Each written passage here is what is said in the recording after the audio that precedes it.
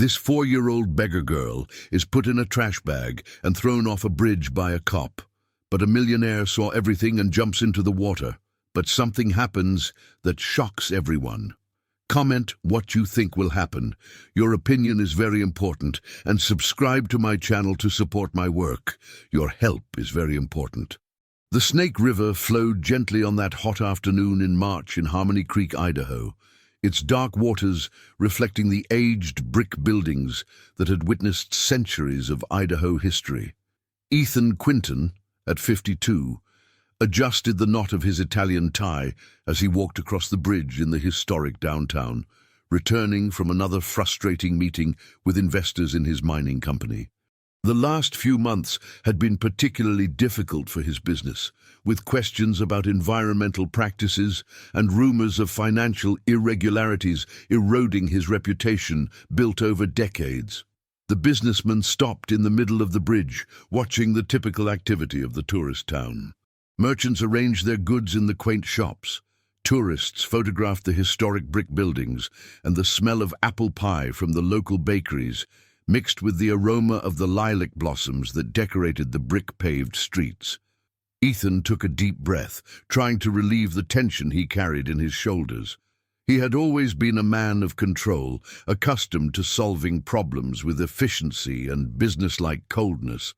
But lately he felt he was losing control over his own life. That's when he heard the shouts. "Stop it! You can't do that to her!" The desperate voice echoed through the old buildings, making Ethan turn sharply.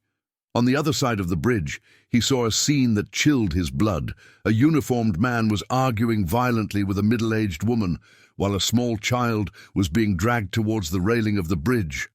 "She's my responsibility, Officer Miller. Butt out!" shouted the woman, holding firmly to the arm of a girl who couldn't have been more than 6 years old. The child was dirty, with torn clothes and an expression of terror that contrasted with her small stature. Officer Miller, a dark-haired man in his 40s with a rumpled uniform, gestured nervously.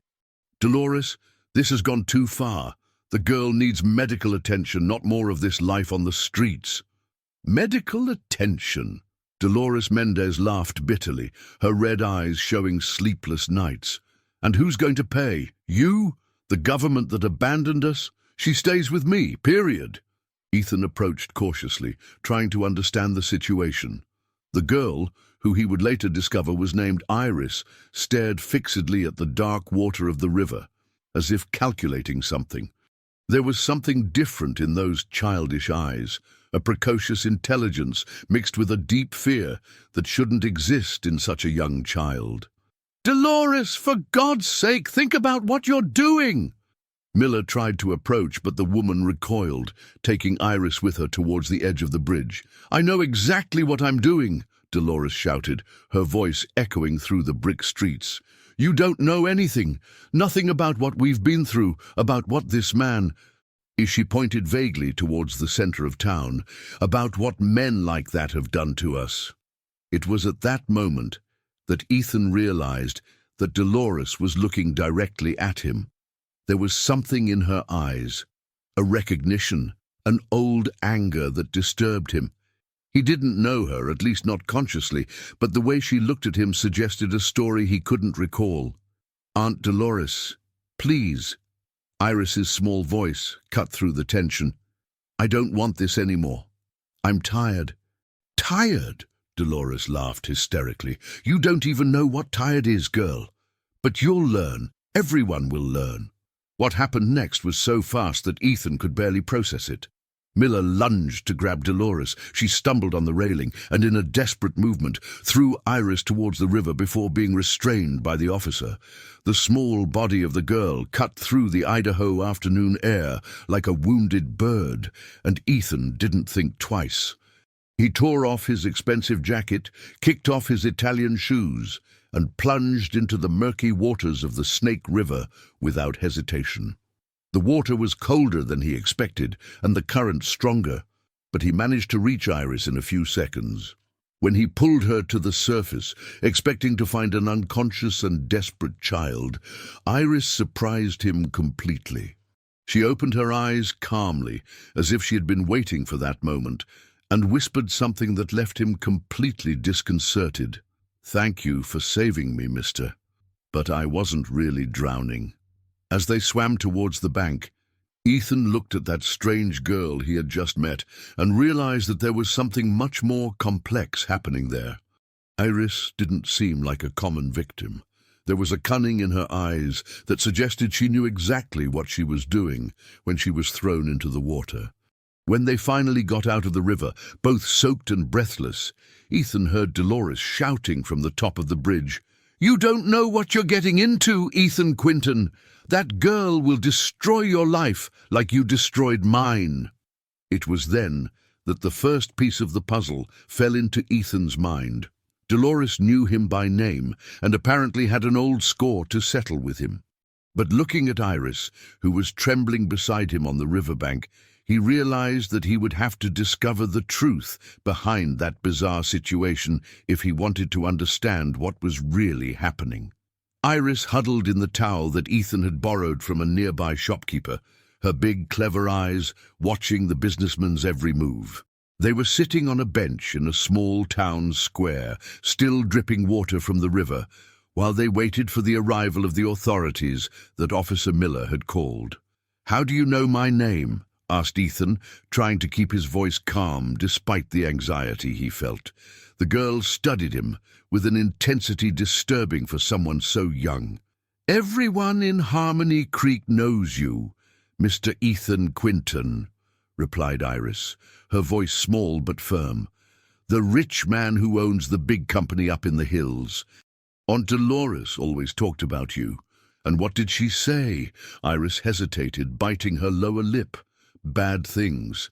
That you took her job, that because of that we had to live under the bridge." She stopped, looking fixedly at the stones on the ground. "But I think she was lying about some things." Ethan felt a pang in his chest. In the last 10 years, his company had laid off hundreds of employees due to restructurings and economic crises. It was impossible to remember all the faces, all the names, all the lives that were affected by his business decisions. Dolores could have been any of those people. "Why do you think she was lying?" he asked. "Because," Iris began, but was interrupted by the arrival of a woman in a formal uniform, carrying a folder and with a serious expression on her face. "I'm Carmen Lopez, social worker," introduced the woman, approximately 38 years old, with brown hair tied in a bun and eyes that showed years of experience dealing with difficult situations.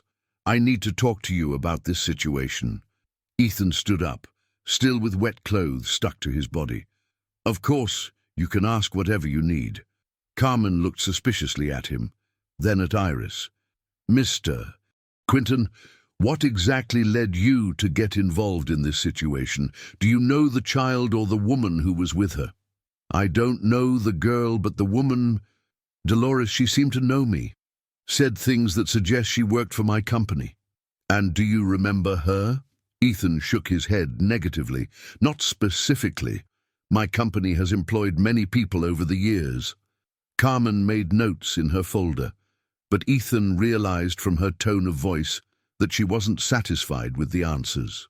"Iris," she addressed the girl gently, "can you tell me what your life was like with Dolores?" The girl was quiet for a long moment, her eyes lost in the distance. When she finally spoke, her voice was different, more distant. "Sometimes I remember things. Sometimes I don't. Aunt Dolores said that I forgot because I hit my head when I was little." "What kind of things do you forget?" asked Carmen, concerned. "How I got to her house, where I was before. Sometimes I remember a woman singing to me, but I don't know who it was." Iris touched her forehead. "It hurts here when I try to remember." Ethan watched the interaction with growing concern. There was something deeply wrong with the whole situation. A 6-year-old girl shouldn't have such severe memory problems unless... "Iris," he bent down to her height, "did Dolores give you any medicine? Something to sleep or for a headache?" The girl nodded slowly. "A sweet syrup. She said it was so I wouldn't be sad, but I didn't like it because then I got dizzy and forgot things." Carmen and Ethan exchanged alarmed glances. "How long have you lived with Dolores?" asked the social worker. "I don't know. A long time. She said that my mother left me with her when I was little, but—" Iris paused, confused. "Sometimes I remember different things, like someone took me from somewhere." At that moment, Officer Miller approached the group, still visibly shaken by the events on the bridge. "Dolores was taken to the station," he informed them, "but there's something you need to know. This situation is more complicated than it seems." "How so?" asked Ethan. Miller looked nervously around before continuing. "I've been trying to get Iris away from Dolores for months. We received several complaints from neighbors about mistreatment, but whenever we got there, Dolores had documents proving that she was legally responsible for the girl." "What kind of documents?" asked Carmen. "Mother's death certificate, guardianship papers. Everything seemed in order, but I always suspected something was wrong." Miller knelt in front of Iris. "Little one, do you remember what your mother was like?" Iris closed her eyes tightly as if she was fighting a physical pain. She had long hair. She sang a song about little birds, but Aunt Dolores said she died in an accident." "When was this accident?" asked Carmen. "I don't know. A long time ago. I was very small." Iris's voice was getting weaker, as if the memories exhausted her physically. Ethan felt a growing unease. "Officer Miller, these documents that Dolores presented, did you check their authenticity?" The policeman lowered his head, embarrassed. "Not thoroughly. She always managed to explain any inconsistency, and there were so many other more urgent cases." He stopped, looking at Iris with guilt. "I should have insisted more." "Don't blame yourself," said Carmen. "The important thing now is to discover the truth and ensure the child's well-being." She turned to Ethan. "Mr. Quinton, do you have a place where you can stay temporarily? I need to do some checks before deciding on the shelter." Ethan didn't hesitate. "I have a house here in town. Iris can stay there for as long as necessary." Carmen looked at him with renewed suspicion. "And why would you be willing to take on this responsibility? You don't know the child. You may not have any legal obligation." "Because—" Ethan looked at Iris, who was watching him with cautious hope. "If Dolores really worked for my company and was harmed by decisions I made, then I do have a responsibility in this situation." "Mr. Ethan," Iris said suddenly, using a term that surprised everyone, "can I trust you? Aunt Dolores always said that rich men only think about themselves." The question hit Ethan like a punch to the stomach. For years, he had been exactly the type of man that Dolores had described, focused only on his own interests, indifferent to the suffering that his decisions caused to others. But looking at that vulnerable girl, he felt something changing inside him. "You can trust me, Iris. I promise I'll find out the truth about your story and do whatever it takes to protect you." Carmen still seemed skeptical, but agreed to the temporary arrangement. "Very well, but there will be daily follow-up visits, and any sign of trouble." "Understood perfectly," replied Ethan. As they walked through the brick streets towards Ethan's house, Iris held his hand tightly. "Mr. Ethan," she said softly, "there's something I didn't tell the lady with the folder." "What is it?" "I think I know where Aunt Dolores hid the real papers, the ones she didn't want anyone to see." Ethan's house was on one of the most prestigious streets in Harmony Creek's historic downtown, an 18th-century brick mansion that he had meticulously restored and transformed into his private residence. Iris looked impressed at the brick facade and the wrought-iron balconies, but her expression became cautious as they passed through the gate. "It's very big," she murmured, squeezing Ethan's hand tighter. "Where are we going to sleep?" "You're going to have your own room," he replied, noticing the anxiety in the girl's voice, "with your own bed, toys, everything you need." Iris stopped in the middle of the entrance hall, decorated with antique furniture and sacred art paintings. "Mr. Ethan, can I ask you something?" "Of course." "Why are you being so nice to me? Aunt Dolores always said that rich people only help when they want something in return." The question echoed through the silent halls of the house, and Ethan realized that he didn't have a simple answer. He himself was surprised by his own actions. He had never been the type of man to get involved in social issues or help strangers. His business routine, his investments, that was his comfort zone. "I don't know how to answer you yet," he admitted, crouching down to her height. "But I can promise you that I don't want anything in return. I just want you to be safe." Iris studied him with those perceptive eyes, as if she was assessing the sincerity of his words. Finally, she nodded. "Okay, but if you change your mind, you can tell me. I know how to take care of myself." Ethan felt a pang in his heart as he realized how much responsibility a 6-year-old child had been forced to carry. "You won't need to take care of yourself anymore, Iris. I promise you that. This I can promise." They climbed the hardwood staircase to the second floor, where Ethan opened the door to a room he used as a secondary office. "Tomorrow we'll go out to buy suitable furniture for you, but for now—" "It's perfect," Iris interrupted, entering the room with reverence. There was a leather armchair, a work desk, and a bookshelf full of books. For her, who had spent months sleeping under the bridge, it seemed like a palace. "Now," said Ethan, sitting in the armchair and pulling up a chair for Iris to sit in front of him, "tell me about these papers that Dolores hid." Iris closed her eyes, touching her forehead as she always did when she tried to access her fragmented memories. "There's a box. She kept it under some loose stones near the bridge. I saw her putting things in and taking things out of there several times." "What kind of things?" "Folded papers, sometimes photos. Once I saw her crying while looking at a photo of a woman." Iris opened her eyes, looking directly at Ethan. "The woman in the photo looked like me." The businessman felt a chill run down his spine. "Do you think it was your mother?" "Maybe. But Aunt Dolores got very angry when she saw me looking. She said I couldn't touch those things, that they were important secrets." Iris hesitated. "Mr. Ethan, what if my mother isn't dead like she said?" The possibility had occurred to Ethan as well, but he didn't want to create false hope in the girl. "We're going to find out the truth, okay? Tomorrow morning we'll go to the bridge to look for this box." That night, after a simple dinner in the house's kitchen, Iris ate as if she hadn't eaten properly in weeks. Ethan put her to sleep on the armchair in the office, improvising a bed with pillows and blankets.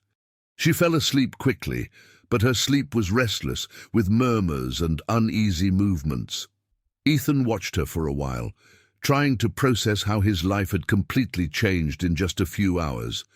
In the morning, he was just a businessman worried about financial problems. Now, he was responsible for a traumatized child who could be the key to understanding a past that he had chosen to ignore. At 3 a.m, he was awakened by screams coming from Iris's improvised room. He ran there and found the girl sitting up, trembling and with her eyes wide with terror. "What is it, sweetie?" he asked, turning on the light. "I remembered something else," she said, her voice choked with tears. "About the day Aunt Dolores took me away." Ethan sat next to her, offering her a glass of water. "Do you want to tell me?" "I wasn't living with her. I was in a different place, with a woman who sang to me every night. But one day, 2 people came. Aunt Dolores and a man in a white coat." "A man in a white coat?" "Like doctors wear. He gave the woman who sang a shot, and she got very weak. Then they took me away, saying it would only be for a few days." Iris sobbed. "But I never saw the woman who sang again." Ethan felt a growing anger taking over him. If Iris's story was true, Dolores wasn't just a resentful former employee. She had kidnapped a child. "Iris, do you remember where that place was? What was the woman who sang like? It was a place with the smell of medicine. It had white beds and people in white coats walking down the halls." She touched her hair. "The woman who sang had hair like mine, but longer, and she always cried when she thought I wasn't watching." Hospital. Ethan realized immediately Iris was describing a hospital. But why would a child be visiting someone regularly in a hospital? Unless... "Iris, was this woman sick?" "I think so. She took a lot of medicine and sometimes got confused, forgot my name." The girl looked at him with desperate hope. "Mr. Ethan, could she still be alive?" Before Ethan could answer, they heard a noise coming from downstairs, as if someone was trying to force the front door. He immediately became alert, signaling to Iris to be quiet. "Stay here," he whispered. "Don't leave the room." Ethan went down the stairs silently, grabbing a baseball bat that he kept in the entrance closet. The noise had stopped, but he could see a shadow moving outside through the curtains of the living room window. When he reached the front door, he heard a familiar voice whispering from outside, "I know you're in there. Give back what's mine before it's too late." It was Dolores. But how had she gotten out of the station so quickly? Ethan opened a crack in the window and saw not only Dolores on the sidewalk, but also a tall man, wearing a white lab coat, exactly as Iris had described in her nightmare. The man was carrying a medical bag and watching the house with disturbing professional interest. "Dr. Caldwell," Dolores spoke softly to the man, "it needs to be today. If they find out the truth about Valerie—" "Calm down, Dolores. We have everything under control. The girl will come back with us, and no one will question our documentation." The man in the lab coat adjusted his glasses. "After all, we are the only legal guardians she has in the world." Ethan felt his blood run cold. They weren't just there to recover Iris. They had a much more elaborate plan, and apparently counted on the complicity of a doctor. Even more disturbing was the name that Dolores had mentioned, Valerie. Could that be the name of the woman who sang to Iris in the hospital? Ethan remained still by the window, watching Dolores and Dr. Caldwell talking in whispers on the sidewalk. With each word he managed to catch, his concern increased. They clearly had a well-structured plan, and the mention of the name Valerie couldn't be a coincidence. "Tomorrow morning we'll go to the hospital," murmured Dr. Caldwell, adjusting the medical bag. "With the documentation I prepared, no one will question our authority over the patient. And then we recover the girl and end this situation once and for all," completed Dolores, her voice loaded with an anger that echoed through the brick streets of the town. Ethan silently climbed the stairs, finding Iris awake and trembling in the improvised room. "Mr. Ethan, it was them, wasn't it? Aunt Dolores and the man in the white coat?" "Yes, it was, sweetie, but they're gone now." He sat next to her, trying to convey calm, despite the anxiety he felt. "Iris, I need you to tell me everything you remember about this woman named Valerie." The girl's eyes lit up. "You know her name?" "I heard Dolores say it." "Was Valerie the woman who sang to you?" Iris nodded vigorously. "She always said she was my... The girl touched her forehead, frowning as she always did when she tried to access blocked memories. "I can't remember the word she used." "Mother? Did she say she was your mother?" "Yes." Iris smiled for the first time since arriving at the house. "Mommy Valerie. She was sad because she couldn't leave the medicine place, but she always promised that one day we would live together in a house with a garden." Ethan felt a mixture of relief and anguish. If Valerie really was Iris's mother and was alive, but interned in a psychiatric hospital, that would explain how Dolores managed to obtain custody of the girl. Psychiatric patients often lost legal authority over their children, especially if there was someone willing to take responsibility. "Iris, do you remember how long it's been since you saw your mother?" The girl counted on her little fingers, her expression concentrated. "Many months, before the cold, before the heat, before the cold again." She stopped, confused with her own count. Ethan calculated that it must have been at least 6 months, maybe more. Enough time for Dolores to establish a routine of control over the child, administering medications that affected her memory and creating a psychological dependence that made any attempt to escape difficult. "Mr. Ethan," Iris held his hand, "can we go see Mommy Valerie?" "We'll try, sweetie, but first we need to find these papers that Dolores hid. They may have important information about where your mother is." The next morning, Ethan woke up early, and called his lawyer, Bennett Roach. Bennett was a 60-year-old man, experienced in complex legal matters and discreet enough to handle delicate situations without attracting media attention. "Bennett, I need your urgent help with a unusual situation." "What's wrong, Ethan? Problems with the company?" "No, it's personal. I'm temporarily taking care of a child who may have been kidnapped by a former employee of mine. I need you to investigate a woman named Dolores Mendez and a doctor named Dr. Caldwell." There was a long pause on the other end of the line. "Ethan, did you say Dolores Mendez?" "Yes, why? Do you know her?"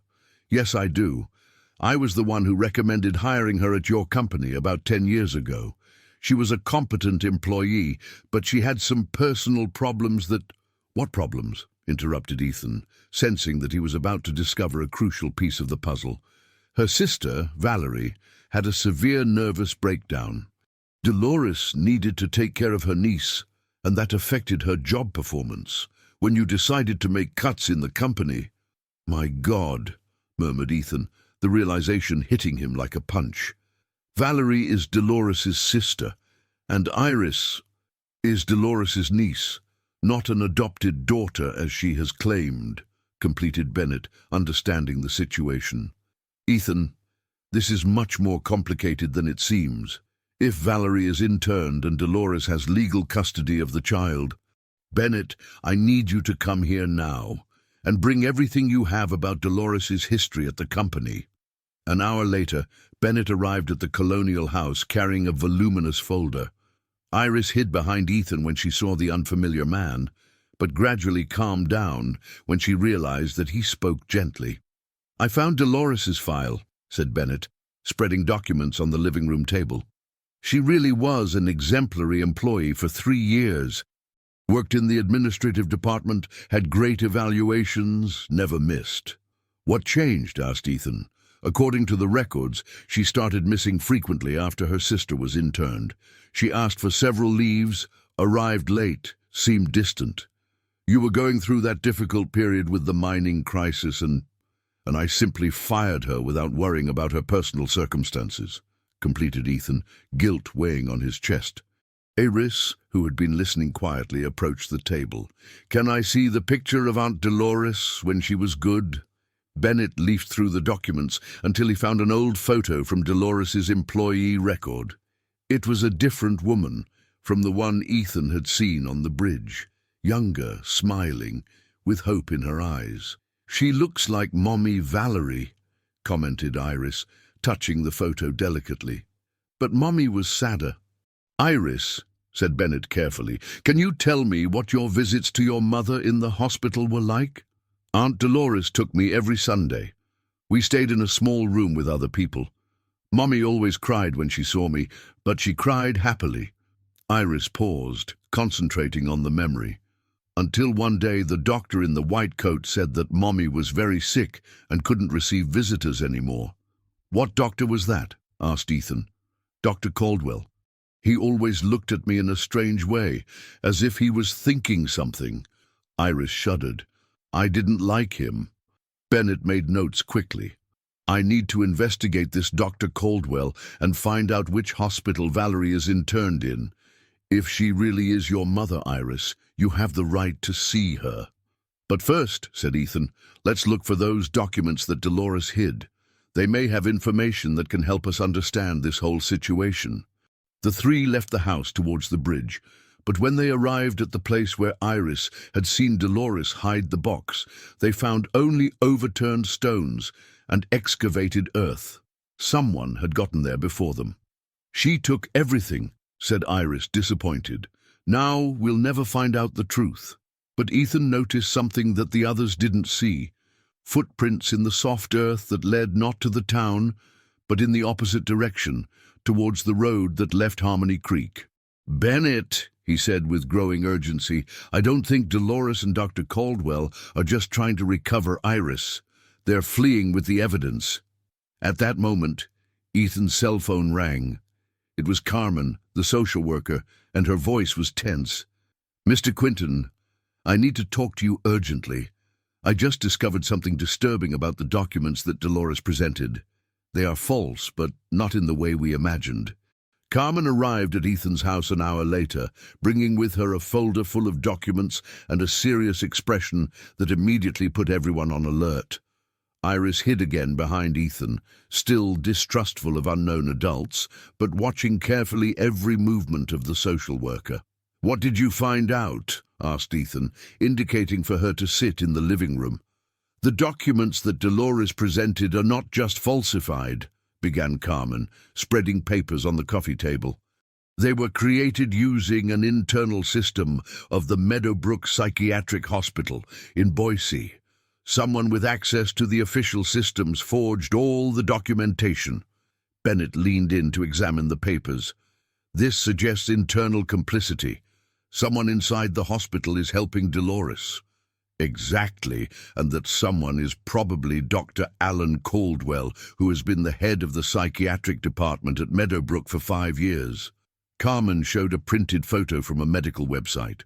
"Is this him?" Iris nodded immediately. "It's him! It's the man in the white coat who gave Mommy Valerie the shot." Ethan felt a growing anger burning in his chest. "So a doctor is directly involved in the kidnapping of a child?" "It seems so. But there's something even more disturbing," continued Carmen. "I managed to get partial access to the hospital records. Valerie Santos has been interned there for almost 2 years, but according to the medical documents, she shouldn't be incapacitated to care for her daughter." "How so?" asked Bennett. "Valerie was initially interned for severe depression and anxiety attacks, treatable conditions that don't necessarily remove maternal authority, but the reports that justified the transfer of custody to Dolores describe a much more serious picture: schizophrenia, early-onset dementia, violent behavior." Iris tugged at Ethan's sleeve.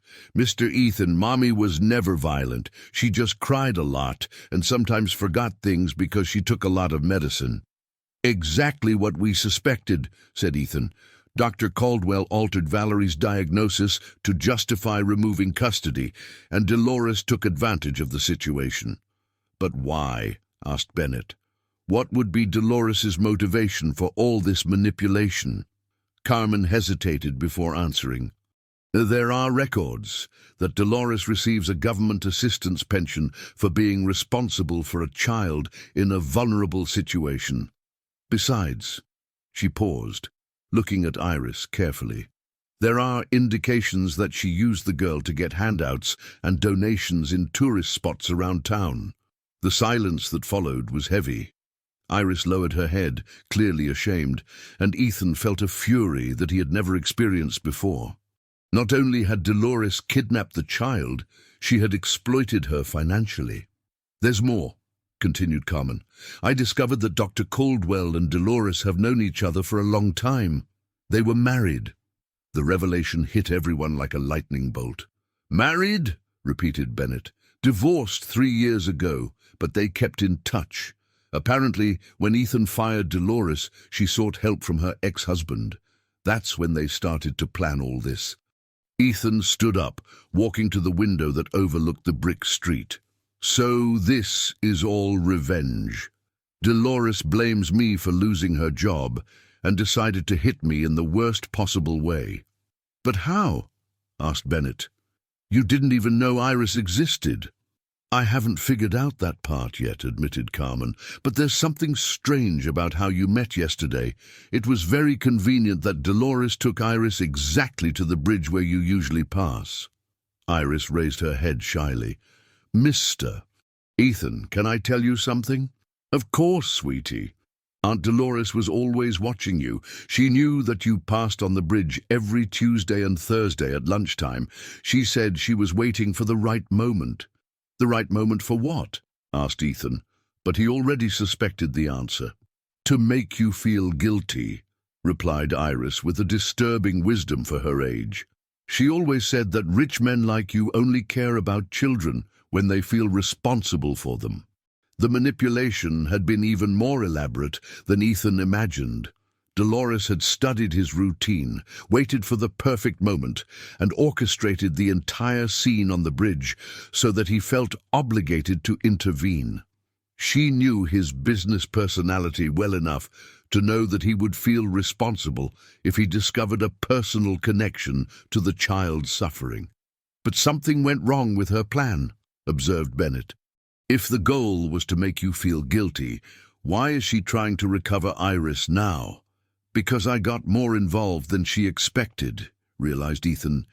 Dolores probably thought I would give some money, feel better about myself, and then lose interest. She didn't expect me to take Iris home. Carmen consulted her papers again. There's another possibility. Dr. Caldwell may be pressuring Dolores to end the plan. If they are being investigated, keeping Iris away from her mother becomes a very big risk. Which means they may be planning something drastic, said Bennett with concern. At that moment, the house's landline rang. Ethan answered, but only heard heavy breathing on the other end of the line. Then a hoarse voice that he recognized as Dolores's. "You shouldn't have gotten involved in this, Ethan. Now it's too late to turn back." "Dolores? Where are you?" "Closer than you think. And if you really want what's best for the girl, you'll listen to me carefully." Ethan signaled for the others to be quiet. "I'm listening. Tomorrow at noon, you're going to take Iris to the old train depot. Alone. No police, no social worker, no lawyer. And if I don't go, then you'll never see the girl's mother alive again." The line went silent for a few seconds before Dolores continued. "Oh, and Ethan, we have Valerie with us. Dr.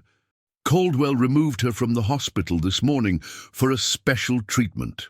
The call ended, leaving everyone in silence. Iris had heard the conversation and ran into Ethan's arms, trembling. "They took my mother away from the hospital?" she asked, tears running down her face. "It seems so, sweetie, but we're going to bring her back." Carmen stood up, grabbing her cell phone. "I need to contact the authorities immediately. This is kidnapping." "No," said Ethan firmly. "You heard Dolores. If we involve the police now, they may hurt Valerie." "Ethan, you can't be thinking of meeting this ultimatum," protested Bennett. "It's obviously a trap." "Of course it's a trap, but it may also be our only chance to recover Iris's mother and end this situation once and for all." Iris looked at him with admiration and fear. "Mr. Ethan, are you really going to take me to see Mommy?" "Yes, I am, sweetie, but I'm not going to let anything bad happen to you. I promise you that." That night, while Iris slept fitfully in the improvised room, Ethan, Bennett, and Carmen developed a careful plan. They would go to the meeting, but not alone and unprotected as Dolores demanded. "There's one thing I still don't understand," murmured Bennett. "If Dolores wanted revenge against you, why didn't she simply expose the situation in the press? Why all this elaboration with false documents and psychological manipulation?" Ethan looked out the window at the dark streets of Harmony Creek, where it had all begun. "Because she didn't just want to destroy me financially. She wanted me to feel the same despair she felt when she lost her job and saw her sister interned without being able to help." "Emotional revenge," commented Carmen. "Much crueler than any material destruction. And perhaps," added Ethan thoughtfully, "more effective, because now I really understand what she went through, and that's something that will stay with me for the rest of my life." The morning of the meeting dawned grey over Harmony Creek, with heavy clouds that threatened rain and created a tense atmosphere that mirrored the emotional state of everyone involved. Ethan had spent the night almost sleepless, checking and rechecking the details of the plan they had developed, while Iris had woken up several times with nightmares about her mother. "Mr. Ethan," she said during breakfast, stirring distractedly the oatmeal in her plate, "what if Mommy Valerie doesn't recognize me? It's been so long." "She'll recognize you, sweetie. Mothers never forget their children, no matter what happens." Ethan tried to sound confident, but internally shared the girl's same concerns. Bennett arrived at 10 o'clock, bringing equipment that he had managed to borrow from a private investigator. Small microphones, a GPS tracking device, and a modified cell phone for continuous recording. "We can't rely only on your word afterwards. We need evidence of what is said today." What if they discover the equipment? Asked Ethan. Dr. Caldwell is a doctor, not a detective. And Dolores is emotionally unstable. I doubt they'll think of searching you thoroughly. Bennett adjusted the small microphone on Ethan's shirt collar. Remember, the goal is to make them confess. Admit that they forged documents, that they kidnapped Valerie, that they manipulated Iris. Carmen arrived shortly before 11, bringing worrying news. I managed to contact Meadowbrook Hospital. Officially, Valerie Santos was transferred yesterday to a specialized treatment at a private clinic. But they couldn't provide me with the clinic's address. Because there probably isn't any clinic, said Ethan grimly. They took her somewhere isolated. The old Harmony Creek train depot was on the outskirts of the historic town, an abandoned building from the 1960s that had lost its function when the railway line was deactivated. It was the perfect location for a clandestine meeting, isolated, with several escape routes, and far enough from the tourist center not to attract unwanted attention. Ethan and Iris arrived at the location at 11:50, finding the building apparently empty. The windows were broken, the vegetation had grown wildly around the structure, and the silence was broken only by the singing of birds and the distant noise of cars on the road. "Are you sure this is the place?" asked Iris, squeezing Ethan's hand tightly. "This is the place. They must be watching from somewhere." Ethan discreetly checked if the recording device was working. At 12:05, Dolores emerged from the back of the building, followed by Dr. Caldwell, who was pushing a wheelchair. In it was a thin woman with disheveled brown hair and a lost gaze, Valerie. "Mommy!" cried Iris, trying to run towards her mother, but Ethan held her firmly. "Slow down, sweetie. Let's take it easy." Valerie raised her eyes in the direction of Iris's voice, and for a moment her face lit up with recognition. "Iris, my girl." Her voice was weak, but full of emotion. Dr. Caldwell put a hand on Valerie's shoulder, a gesture that seemed protective, but was clearly threatening. "Calm down, Valerie. Remember what we talked about? About not getting agitated?" "I arrived, as promised," said Ethan, addressing Dolores. "Now let Iris approach her mother." "First," replied Dolores, her voice loaded with a bitterness accumulated for years, "I want you to fully understand what you did to me, what your business-like coldness destroyed. Dolores, I know I made mistakes when I fired you. I know I should have considered your personal situation." "Personal situation?" Dolores laughed hysterically. "You have no idea what I went through. My sister interned, my niece needing care, bills piling up, and you fired me by email. By email, Ethan." Ethan vaguely remembered the period of company restructuring when he had delegated the dismissals to the Human Resources Department to avoid emotional confrontations. At the time, it had seemed the most efficient and professional decision. "You're right, it was inhumane of me. But kidnapping a child is not the way to solve this." "Kidnapping?" Doctor Caldwell intervened, adjusting his glasses. "Dolores has legal custody of Iris. All documents are in order." "Documents that you forged," replied Ethan, looking directly at the doctor. "Altering Valerie's diagnosis so that she lost maternal authority." A tense silence took over the place. Dr. Caldwell and Dolores exchanged nervous glances, realizing that their conspiracy had been discovered. "We don't have to prove anything to you," said Dr. Caldwell finally. "What matters is that Iris is better with us than with an unstable mother." "Unstable because of the medications you prescribe unnecessarily," accused Ethan. "Valerie, can you hear me? Do you know where you are?" Valerie looked around confusedly, as if she were waking up from a long dream. Where's Iris? They wanted to take me away from her, but I said no." "She's here, Mommy," said Iris, trying again to approach. "I'm okay. I'm safe." "Quiet," shouted Dolores, revealing a pistol that she had hidden under her coat. "Nobody moves until we resolve this." Ethan immediately positioned himself in front of Iris, but kept his hands visible. "Dolores, this doesn't need to happen. We can talk. Talk. Dolores's voice was loaded with years of resentment. When did you want to talk to me before firing me? When I begged for more time, for understanding. Tears ran down her face. You destroyed my life without even looking at my face. And you're right to be mad at me, but Iris is innocent in all this. She's not to blame for my mistakes. Dr. Caldwell whispered something to Dolores, who nodded nervously. Alan's right. It's gone too far. If you really want to help, you're going to sign these papers. He took out documents from his medical bag. Definitive transfer of custody to Dolores and a compensation check to cover the damages you caused. Ethan looked at the papers. How much?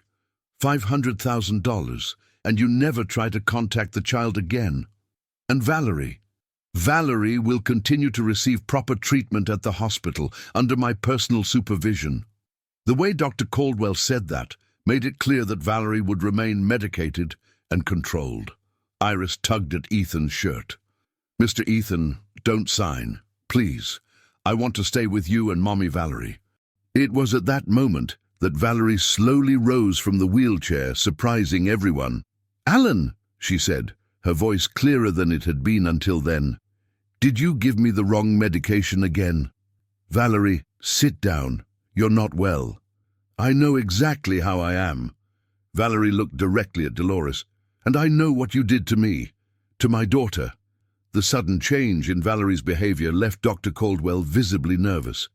This is temporary. The medications sometimes cause moments of lucidity. Medications that you increase every time I start to question my treatment, said Valerie, walking slowly towards Iris. Dolores, my sister, how could you do this? Use my own daughter against me? Dolores lowered the gun slightly, clearly conflicted. Valerie, you don't understand. You were sick. You couldn't take care of her. I was sad. I was depressed after Iris's father abandoned us, but I was never unable to love my daughter. The emotional confrontation between the two sisters created a palpable tension in the air. Dr. Caldwell realized that he was losing control of the situation and gestured for Dolores to recover the pointed gun. Enough family drama, he said coldly. Ethan, sign the papers or the consequences will be much worse for everyone. But at that moment, Ethan heard the sound he had been waiting for. Police sirens approaching in the distance. Carmen had managed to track his location through the GPS and called for reinforcements when she realized that the situation had become dangerous. It looks like our meeting is going to have unexpected visitors, said Ethan, stalling for time. The sound of the approaching sirens made Dr. Caldwell panic. He grabbed Dolores's arm, whispering urgently, "There wasn't supposed to be police. You said he was coming alone."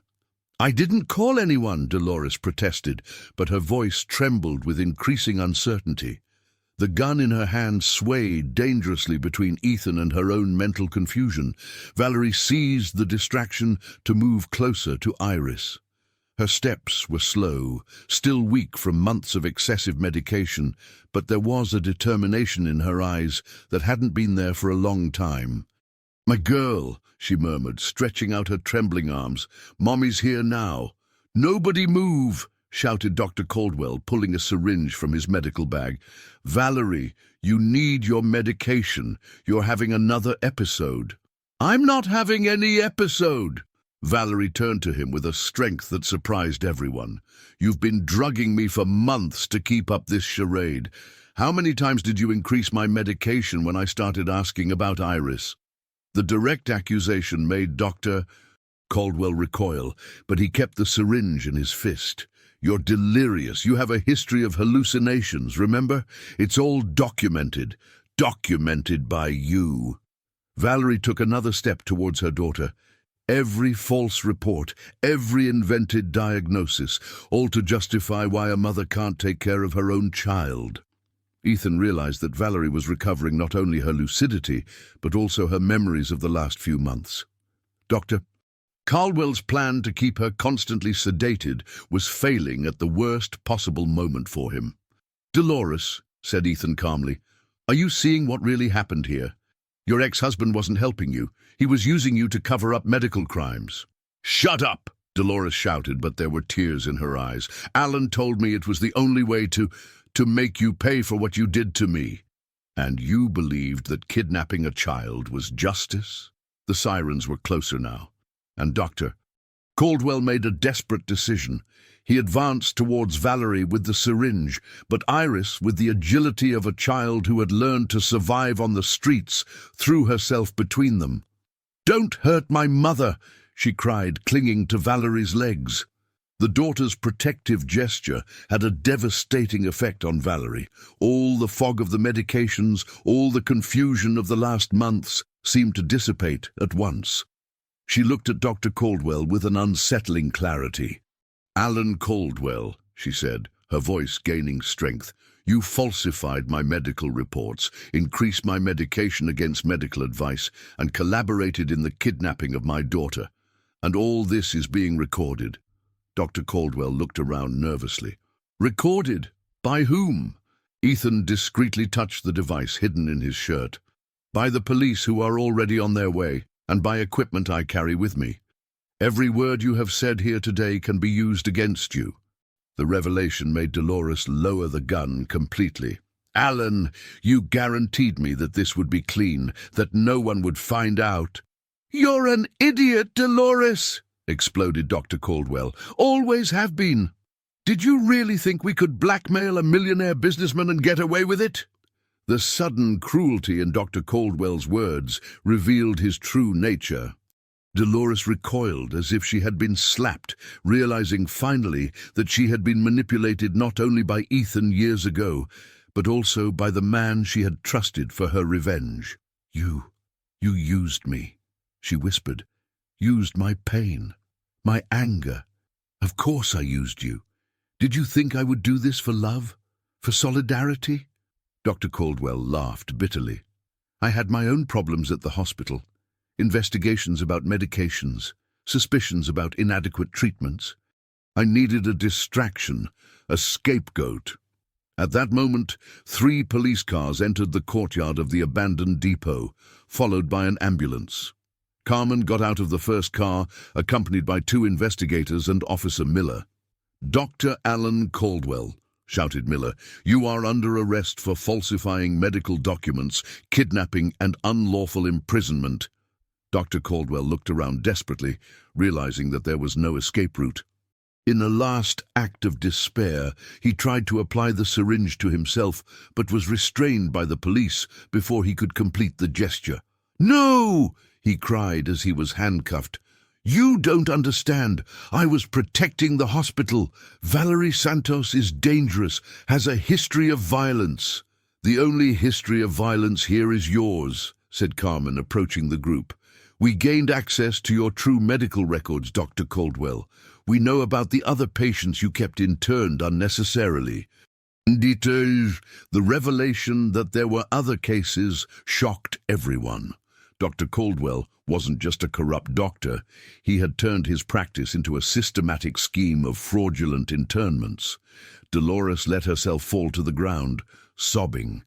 "I just wanted you to understand my pain," she said to Ethan. "I just wanted you to feel what it's like to lose everything because of another person's coldness." Ethan approached her slowly, with Iris still holding his hand. "Dolores, I understand your pain. And you were right about my coldness, but using an innocent child was never the answer." "I know," she whispered. "I know, and that's what hurts the most. I became exactly the kind of person I hated." While Dolores was taken away by the police, with less aggression than Dr. Caldwell, considering that she had also been a victim of manipulation, Valerie was finally able to embrace Iris properly. "My girl," she cried, kneeling to get to her daughter's height. "Mommy is so sorry for everything that happened, for not being able to protect you." "It wasn't your fault, Mommy," replied Iris, hugging her mother with all the strength of her little arms. "The bad doctor gave you bad medicine, but now you're better." Carmen approached the family group. "Valerie, we'll need to take you to the hospital for medical exams, to check what medications were administered and ensure that there is no permanent damage. And Iris? Asked Valerie, clearly worried about being separated from her daughter again. Iris can go with you, said Ethan, and I'll make sure you have the best medical care available. Valerie looked at him with gratitude mixed with curiosity. Why are you doing this for us? You don't know us. Ethan thought about the question for a moment. Because I learned something important in the last 48 hours. Wealth without social responsibility is just selfishness disguised. And because, he looked at Iris, this girl taught me that some things are more important than business profits. As the ambulance prepared to take Valerie and Iris to the hospital, the girl ran to Ethan one last time. Mr. Ethan, are you going to visit us? Yes, I am, sweetie. And when your mother is completely well, we'll talk about your future. What kind of future? She asked, with that insight that had always characterized her. A future where you never have to worry about money, about housing, about medical treatment, where you can go to school, your mother can work if she wants to, and you two can build the life you deserve. Iris smiled, the first genuinely happy smile that Ethan had seen on her. And are you going to be part of that life too? If you want me to, yes. As the ambulance drove away, taking mother and daughter to the hospital, Ethan stood watching until it disappeared on the road. Bennett approached him, placing a hand on his friend's shoulder. You know this is going to change your life completely, don't you?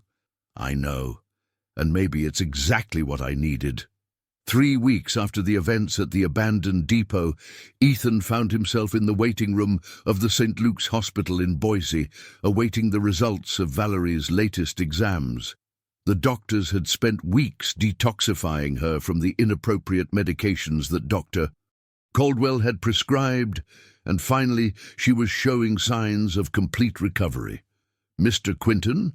The voice of Dr. Patricia Lewis, the psychiatrist responsible for the case, interrupted his thoughts. Can we talk about the results? Ethan stood up, adjusting the suit that he had exchanged for more casual clothes since Iris had entered his life. How is she? Valerie is completely lucid and psychologically stable. The medications that Dr. Caldwell prescribed were not only unnecessary, they were counterproductive for her original condition of postpartum depression. The doctor leafed through the chart. With proper treatment, she can have a perfectly normal life. And the history of violence that was in the reports, completely invented. Valerie never presented aggressive behaviors. In fact, she's one of the most docile patients I have ever treated. Dr. Lewis paused. Mr. Quinton, can I ask a personal question? Sure. Why are you doing this for them? I know you're paying for all the treatment, that you've provided temporary housing, that you're taking care of all the legal aspects. What is your real relationship with this family? Ethan reflected on the question that he had asked himself many times in recent weeks. In the beginning, it was guilt. Guilt for having fired Dolores without considering her personal circumstances. But now, he paused, searching for the right words. Now it's something different. It's responsibility, yes, but it's also genuine affection. Affection for Iris or for Valerie? The question caught Ethan off guard. In recent weeks, during daily visits to the hospital, he had developed a deep respect for Valerie. She was intelligent, resilient, and despite everything she had been through, she maintained an admirable inner strength. There were moments during their conversations when he caught himself thinking of her not just as Iris's mother, but as a fascinating woman. For both, he admitted finally, but in different ways. Dr. Lewis smiled knowingly. Valerie asked me to talk to you about her future plans. She's worried about being a burden. A burden?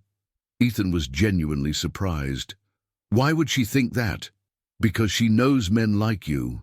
Men accustomed to solving problems with money and then moving on. She's afraid that your generosity has limits. The observation hit Ethan deeply.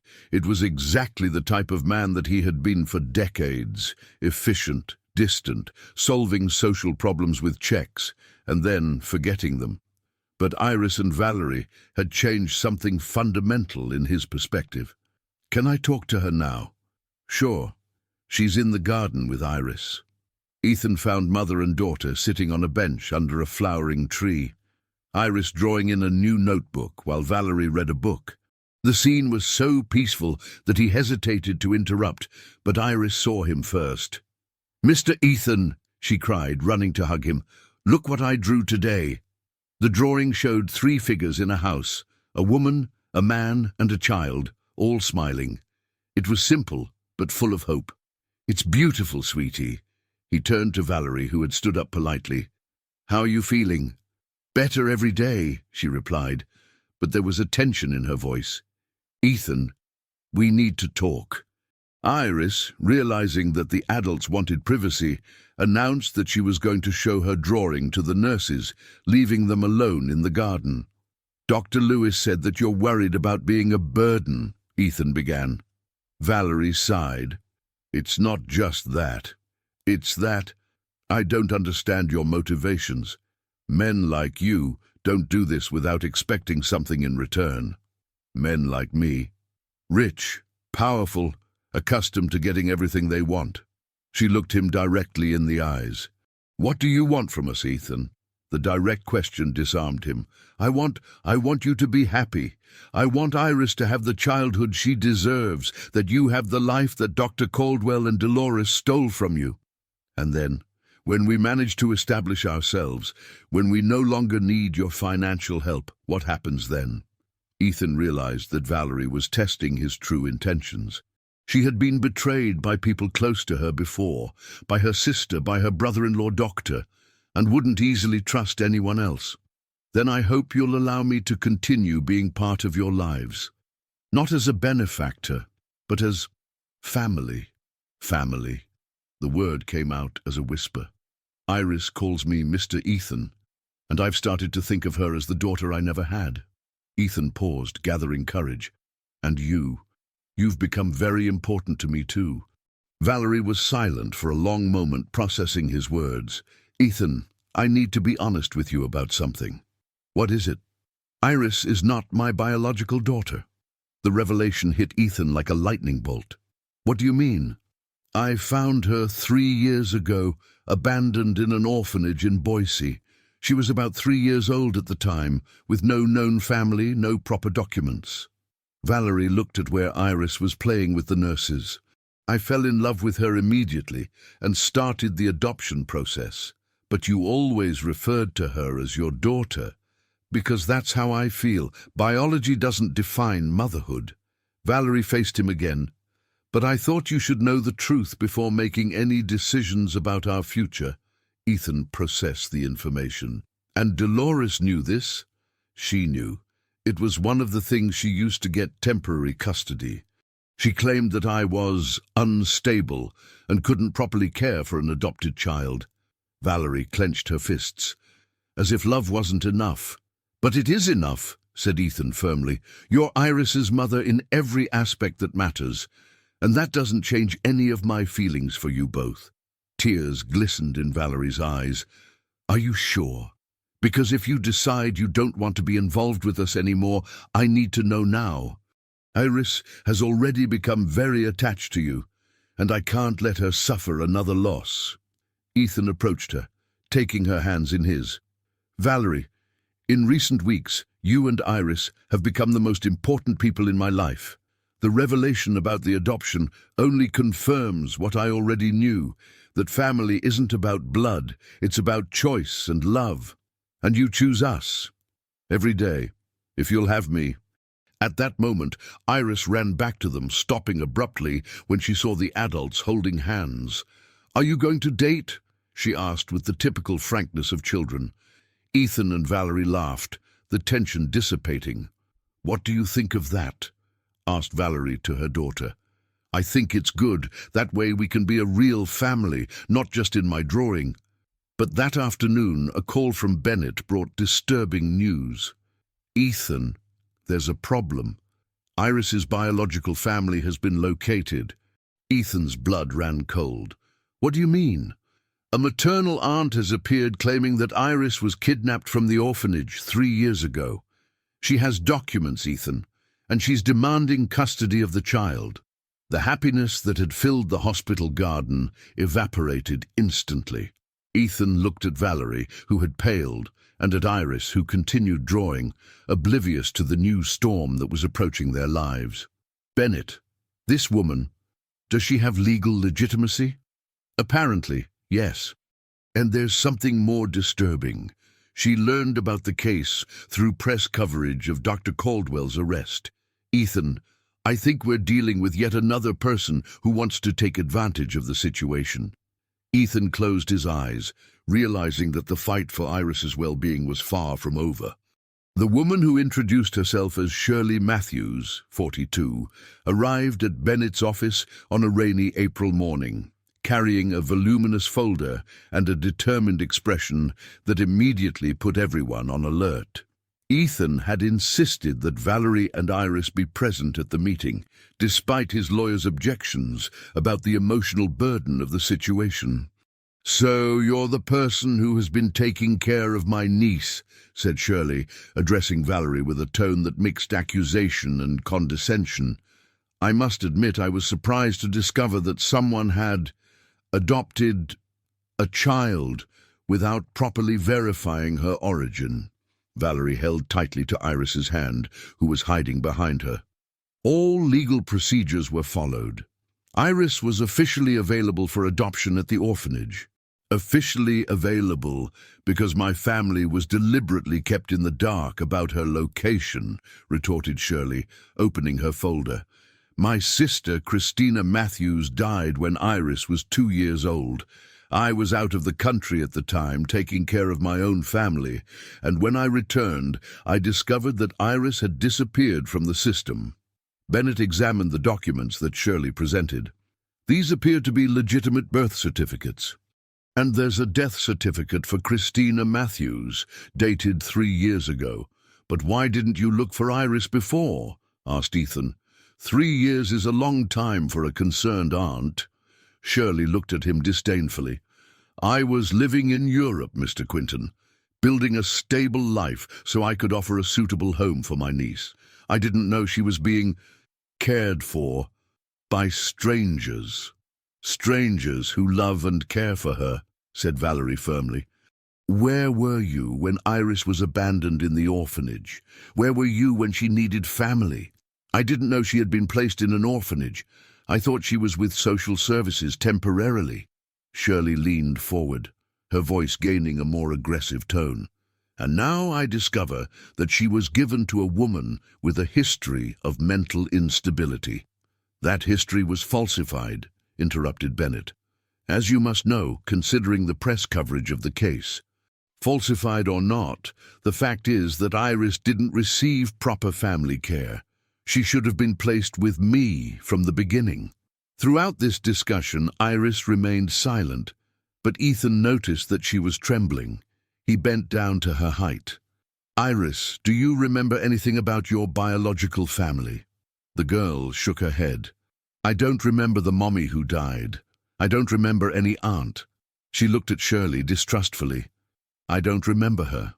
"She was very young when her sister died," explained Shirley, but there was an impatience in her voice. "It's natural that she doesn't remember."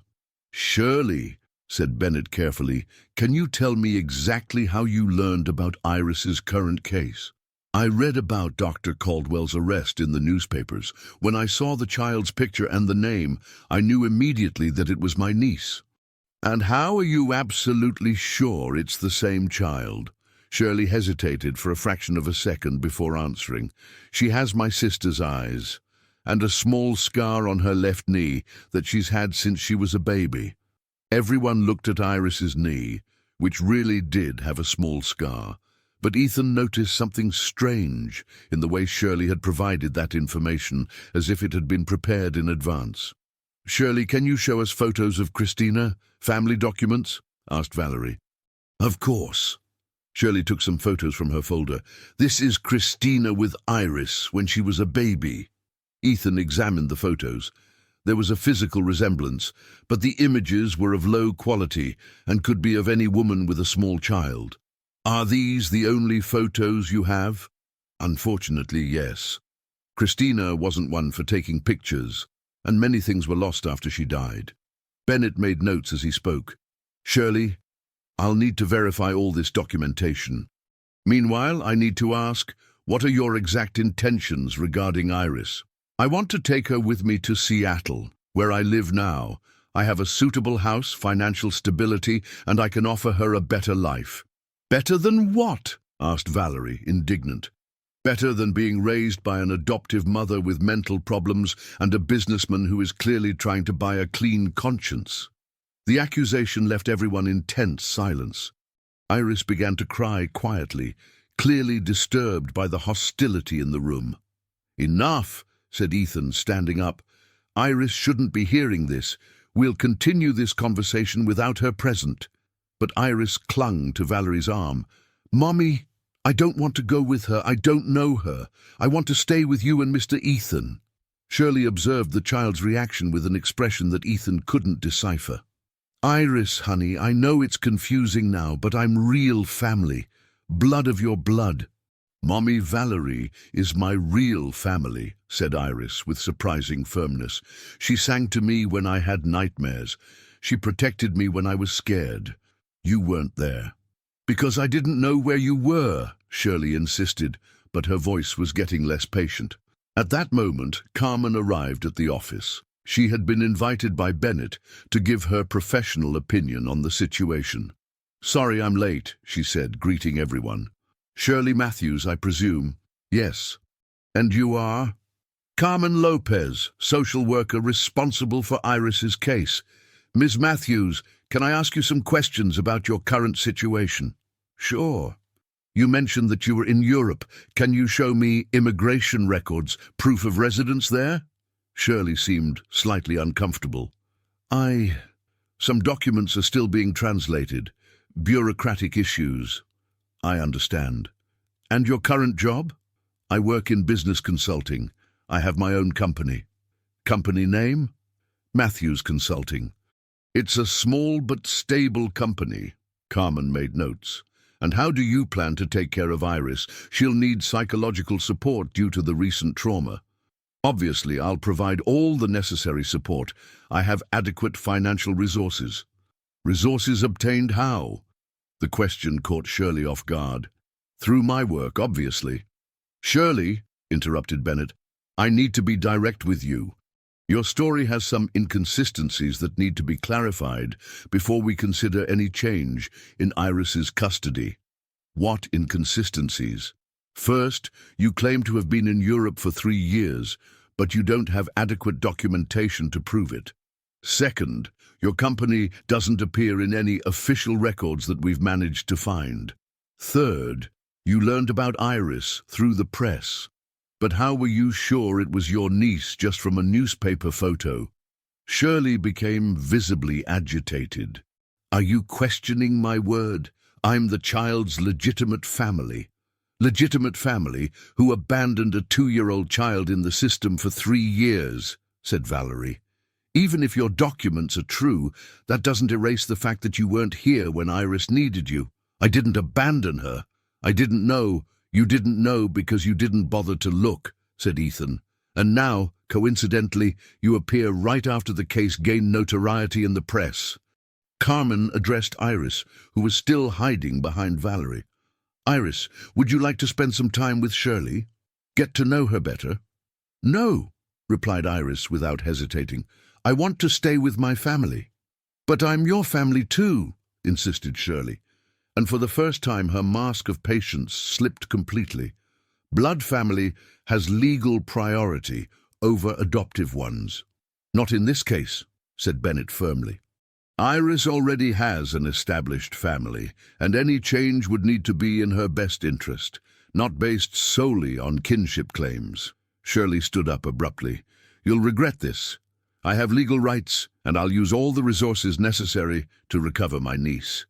After she left, the silence in the room was heavy. Iris was crying silently, and Valerie was consoling her. Bennett, said Ethan, there's something very wrong with this woman. You need to investigate her deeply. I'm already arranging that.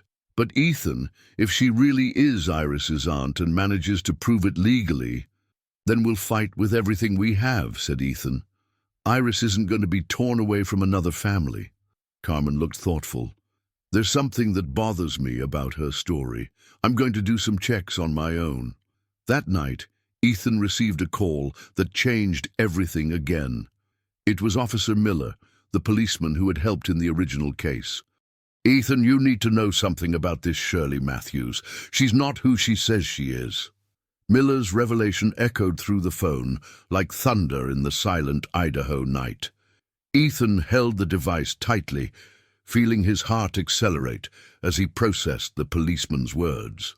What do you mean by she's not who she says she is? Asked Ethan, waking up completely. Shirley Matthews exists, yes, but the real Shirley Matthews died in a car accident in Portugal 2 years ago. The woman you met today is using her identity. The world seemed to spin around Ethan. Then who is she really? We're still investigating, but there are indications that she's Sandra Morales, a woman with a history of scams involving fraudulent adoption. She specializes in cases that gain notoriety in the media. Adoption scams. She poses as a relative of children in vulnerable situations, especially those under the care of families with financial resources. After getting custody, she basically sells them to irregular adoption networks. Ethan felt a chill that had nothing to do with the nighttime climate. Officer Miller, are you sure about this? I am. And there's more. We managed to track her movements. Sandra arrived in Boise a week ago, right after Iris's story came out in the newspapers. She spent days studying the case before presenting herself as Shirley. We need to tell Bennett immediately. I'm already on my way to his office. Ethan, there's something else you need to know. Sandra doesn't work alone. She has a partner, a man who falsifies documents and creates fake identities for her. The call ended, leaving Ethan in a state of total alert. He immediately called Valerie, who was in the temporary apartment that he had rented for them near the hospital. Valerie, you need to get Iris out of there now, he said without preamble. What happened? Shirley isn't who she says she is. She's a scammer who specializes in kidnapping children. Officer Miller is coming with more details. There was silence on the other end of the line. Then Valerie said with a firm voice, We're leaving now. We're going to your house. No, it's too predictable. Go to the Grand Hotel in the historic downtown. Ask for a room in the name of Silva. I'll call to make the reservation. As Ethan dressed quickly, his mind worked in overdrive. If Sandra really was a criminal specializing in fraudulent adoption, that meant that Iris was in real danger. She didn't just want the child for family reasons. She wanted to sell her. At Bennett's office, an hour later, an emergency meeting was underway. Officer Miller had brought a folder with information about Sandra Morales, and what they discovered was more frightening than they imagined. Sandra is 38 years old and has an extensive criminal record, explained Officer Miller, spreading photos and documents on the table. She started with small financial scams, but in the last 5 years she's specialized in cases involving children. How exactly does her scheme work? Asked Bennett. She identifies cases of children in vulnerable situations that gain media attention, especially those under the care of wealthy families. Then she creates a fake identity of a close relative, gets custody through forged documentation, and sells the child to irregular adoption networks. Ethan felt sick. How many children has she already? At least 7 that we've managed to document. Probably more. Carmen, who had arrived shortly after being called, examined the photos of Sandra. She's very good at creating convincing personas. She studied the Matthews family history carefully before presenting herself as Shirley. But she made mistakes, observed Bennett. The inconsistencies in the documentation, the lack of specific knowledge about the supposed sister. Because normally she doesn't need to sustain the charade for long, explained Officer Miller. She gets custody, moves the child to another state, and disappears before anyone can investigate deeply.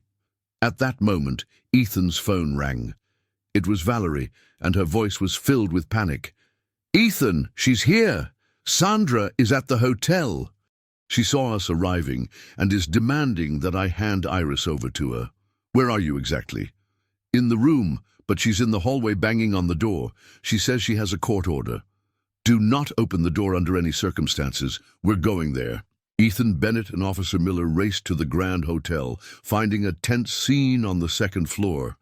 Sandra, still disguised as Shirley, was in the hallway arguing with the hotel manager, claiming that she had legal rights over the child who was in the room. "Ma'am, please, you need to calm down," said the manager, visibly uncomfortable. "I can't force, but that afternoon, a call from Bennett brought disturbing news. Ethan, there's a problem. Iris's biological family has been located." Ethan's blood ran cold. "What do you mean?" "A maternal aunt has appeared claiming that Iris was kidnapped from the orphanage 3 years ago. She has documents, Ethan, and she's demanding custody of the child." The happiness that had filled the hospital garden evaporated instantly. Ethan looked at Valerie, who had paled, and at Iris, who continued drawing, oblivious to the new storm that was approaching their lives. "Bennett, this woman, does she have legal legitimacy?" "Apparently, yes. And there's something more disturbing. She learned about the case through press coverage of Dr. Caldwell's arrest. Ethan, I think we're dealing with yet another person who wants to take advantage of the situation." Ethan closed his eyes, realizing that the fight for Iris's well-being was far from over. The woman who introduced herself as Shirley Matthews, 42, arrived at Bennett's office on a rainy April morning, carrying a voluminous folder and a determined expression that immediately put everyone on alert. Ethan had insisted that Valerie and Iris be present at the meeting, despite his lawyer's objections about the emotional burden of the situation. "So you're the person who has been taking care of my niece," said Shirley, addressing Valerie with a tone that mixed accusation and condescension. "I must admit I was surprised to discover that someone had adopted a child without properly verifying her origin." Valerie held tightly to Iris's hand, who was hiding behind her. All legal procedures were followed. Iris was officially available for adoption at the orphanage. "Officially available because my family was deliberately kept in the dark about her location," retorted Shirley, opening her folder. "My sister, Christina Matthews, died when Iris was 2 years old. I was out of the country at the time, taking care of my own family, and when I returned, I discovered that Iris had disappeared from the system." Bennett examined the documents that Shirley presented. "These appear to be legitimate birth certificates. And there's a death certificate for Christina Matthews, dated 3 years ago. But why didn't you look for Iris before?" asked Ethan. 3 years is a long time for a concerned aunt." Shirley looked at him disdainfully. "I was living in Europe, Mr. Quinton, building a stable life so I could offer a suitable home for my niece. I didn't know she was being cared for by strangers. Strangers who love and care for her," said Valerie firmly. "Where were you when Iris was abandoned in the orphanage? Where were you when she needed family? I didn't know she had been placed in an orphanage. I thought she was with social services temporarily." Shirley leaned forward, her voice gaining a more aggressive tone. "And now I discover that she was given to a woman with a history of mental instability." "That history was falsified," interrupted Bennett. "As you must know, considering the press coverage of the case. Falsified or not, the fact is that Iris didn't receive proper family care. She should have been placed with me from the beginning." Throughout this discussion, Iris remained silent, but Ethan noticed that she was trembling. He bent down to her height. "Iris, do you remember anything about your biological family?" The girl shook her head. "I don't remember the mommy who died. I don't remember any aunt." She looked at Shirley distrustfully. "I don't remember her." "She was very young when her sister died," explained Shirley, but there was an impatience in her voice. "It's natural that she doesn't remember." "Shirley," said Bennett carefully, "can you tell me exactly how you learned about Iris's current case?" I read about Dr. Caldwell's arrest in the newspapers. When I saw the child's picture and the name, I knew immediately that it was my niece. And how are you absolutely sure it's the same child? Shirley hesitated for a fraction of a second before answering. She has my sister's eyes, and a small scar on her left knee that she's had since she was a baby. Everyone looked at Iris's knee, which really did have a small scar, but Ethan noticed something strange in the way Shirley had provided that information, as if it had been prepared in advance. "Shirley, can you show us photos of Christina? Family documents?" asked Valerie. "Of course." Shirley took some photos from her folder. "This is Christina with Iris when she was a baby." Ethan examined the photos.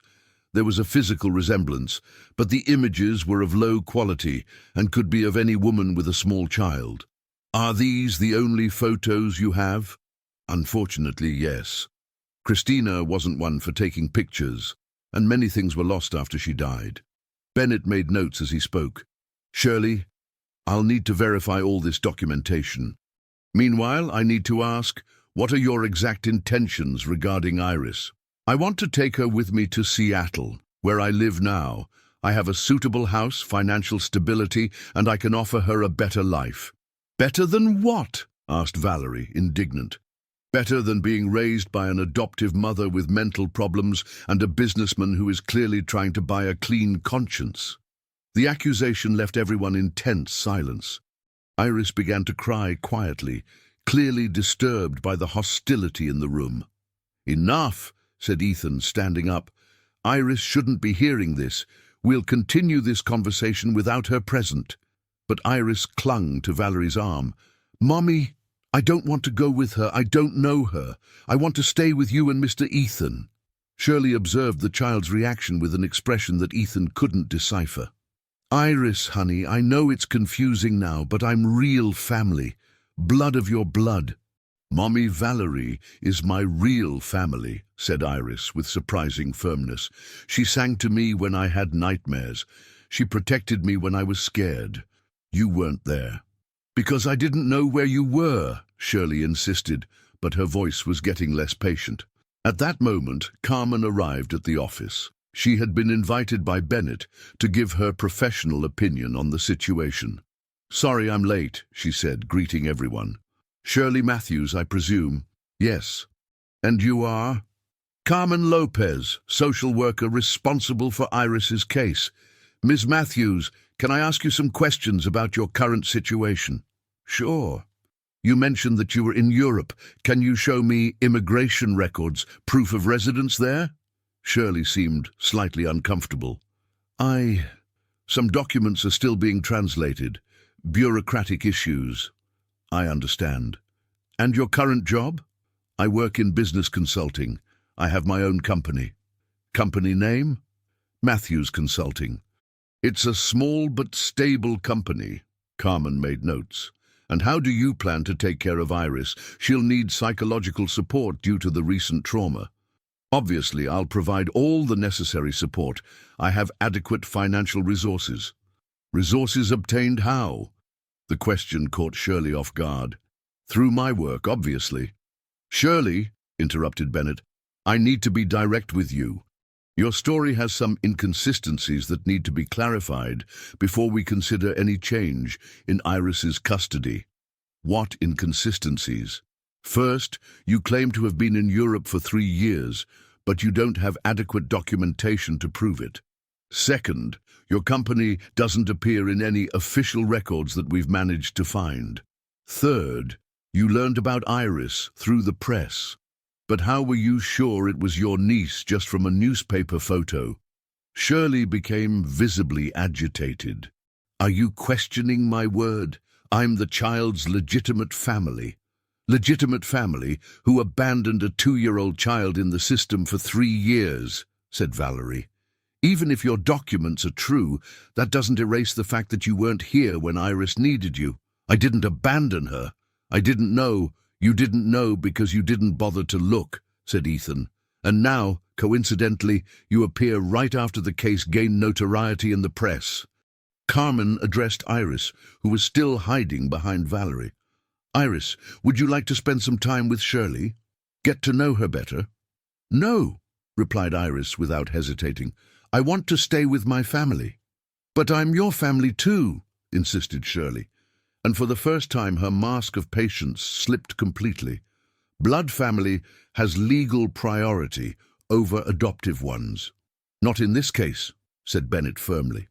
Iris already has an established family, and any change would need to be in her best interest, not based solely on kinship claims. Shirley stood up abruptly. You'll regret this. I have legal rights, and I'll use all the resources necessary to recover my niece. After she left, the silence in the room was heavy. Iris was crying silently, and Valerie was consoling her. Bennett, said Ethan, there's something very wrong with this woman. You need to investigate her deeply. I'm already arranging that. But Ethan, if she really is Iris's aunt and manages to prove it legally, then we'll fight with everything we have, said Ethan. Iris isn't going to be torn away from another family. Carmen looked thoughtful. There's something that bothers me about her story. I'm going to do some checks on my own. That night, Ethan received a call that changed everything again.